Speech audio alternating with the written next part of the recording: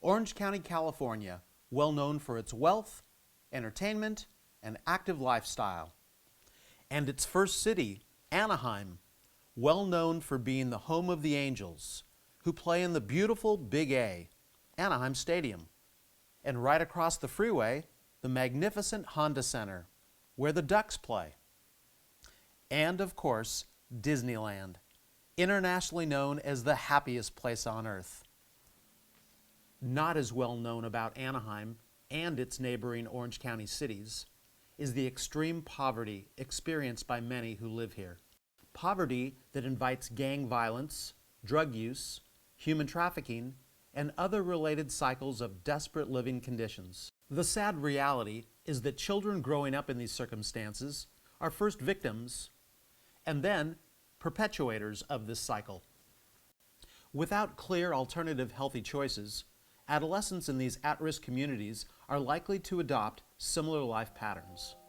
I've had students that had to live in a park setting because they didn't have a place to go each night, or they've lived in shelters. You cannot learn unless you are at peace within yourself, unless you have a supportive environment. You can't give a kid some hard math to learn when the kid doesn't have lunch, when the kid doesn't have a friend to confide with, when the kid is scared. We do have a gang problem in Anaheim, we acknowledge that. We have about 35 street gangs in Anaheim comprised of about 2,500 gang members. We can spend all day doing our best to bond with them and to teach them, but really additive services that come in and really teach the kid what it's like to be excited, to be enthusiastic, to explore things we couldn't possibly afford to do. You know, to have fun with music or baseball, or to, you know, learn arts and crafts and have maybe a camp experience, to be a kid. You know, those are things, lots of our kids are latchkey and they don't have that opportunity to have that exploration. The goal of all of the programming is to get mentors to work with children and to get the mentors to expose those children to what they could become. One of the things I really like about Higher Ground, what you see is that these younger people can mentor kids that are even younger than them.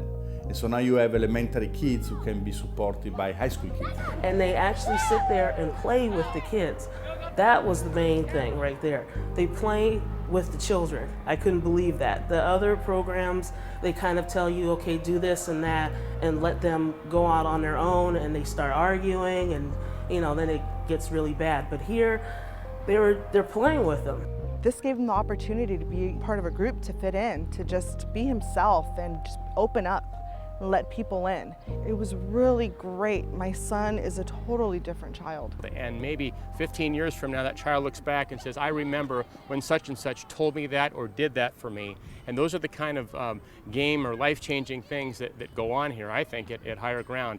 And without that, I think it's just another after-school daycare program that goes on all over the country. I think it's got that extra component of you are filling that need with that child or that group of kids that maybe nobody else in the whole wide world has ever filled for them.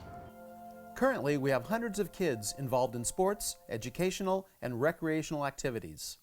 So to keep up with this incredible growth, we've purchased modulars and placed them on the south side of the park. And what we're doing with them is really special. Our first one is our clubhouse, furnished by the National Baseball Hall of Fame in Cooperstown, New York. The second is our Creative Learning Center. Here we engage our kids with art, music, and several creative activities. The third is our Family Resource Center, where we offer education and support to the parents in this community. The fourth is our Food Distribution Center, including our kitchen and administrative offices. And coming this spring, our digital arts and video studios. You can either treat the symptoms, or you could stimulate the city to heal itself. And I believe that has something to do with kindness. And so watching Higher Ground, it really is watching kindness in action. It's contagious. They need outlets, they need productive outlets, they need sports, they need activities, they need to just expand their horizons away from just the streets that they live on. So I really love that the program's about prevention and that it really is a holistic program. I mean, everything from feeding youth to having after-school activities, playing ball is really important for making it a place kids want to be. We want the kids to know that they have a choice, you know, that I don't have to live like this, so I can be healthier, you know, that I can be whoever I choose to be if I work hard at it. I don't need everybody to come to chapel, but what I like to see is to have these kids have an opportunity to go to college. If you said what's higher ground, well, that depends on what the need is, and tomorrow there may be something different that this community needs. And I think the beauty of higher ground is it seeks the next level and will continue to fill that need based on what's presented in our community and what the kids and families are asking for.